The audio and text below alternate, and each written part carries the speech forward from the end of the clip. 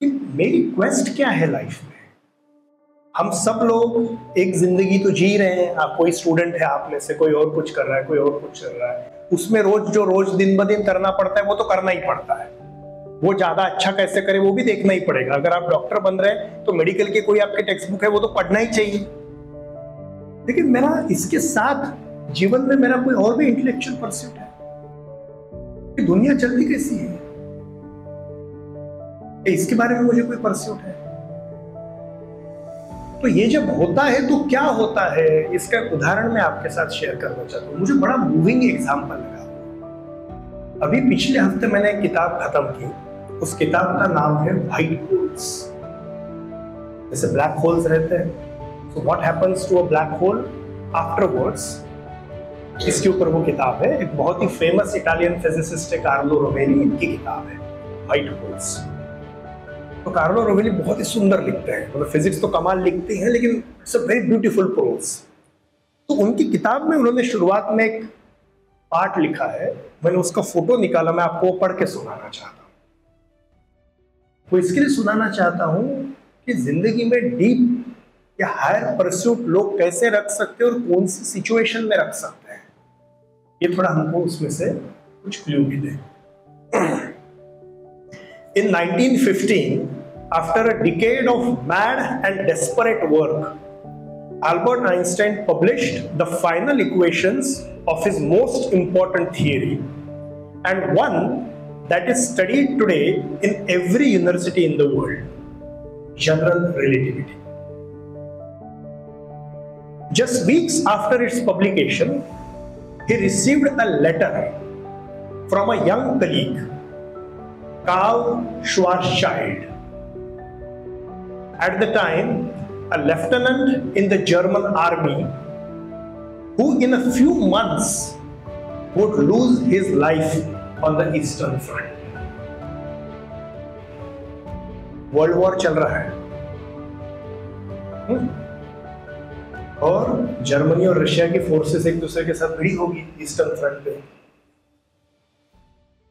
ये उस आर्मी में, जर्मन आर्मी में लेफ्टिनेंट था, यंग बंदा, वो वहां पे है, आर्मी में फाइट कर रहा है। उसने आइंस्टाइन को लिखा हुआ लेटर है और बेचारा कुछ दिनों के बाद मर गया वो वहीं पे।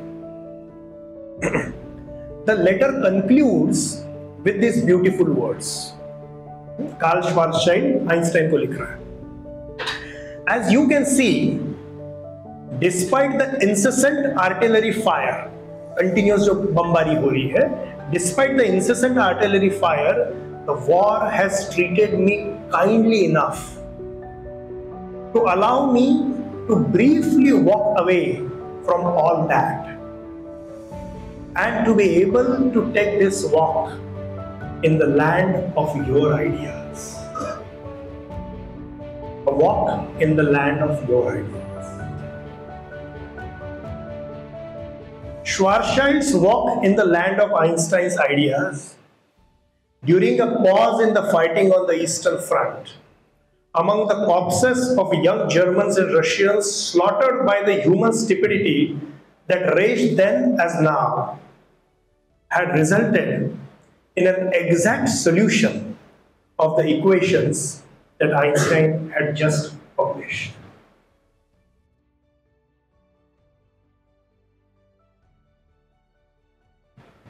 मैंने जब ये पढ़ा तो मैं दंग रह गया कि वो यंग बंदा वहां पे बाउंड्री पे फाइट कर रहा है, लेकिन उसके मेंटल वर्ल्ड में वहां पे भी उसने किसके साथ जुड़ना चाहा? One of the grandest theory ever published.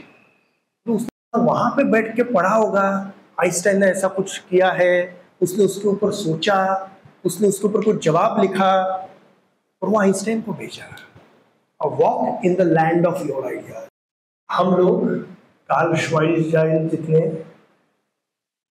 Hopefully उतने जल्दी तो जाने नहीं वाले, वो बेचारा तो चला गया। और we have a choice.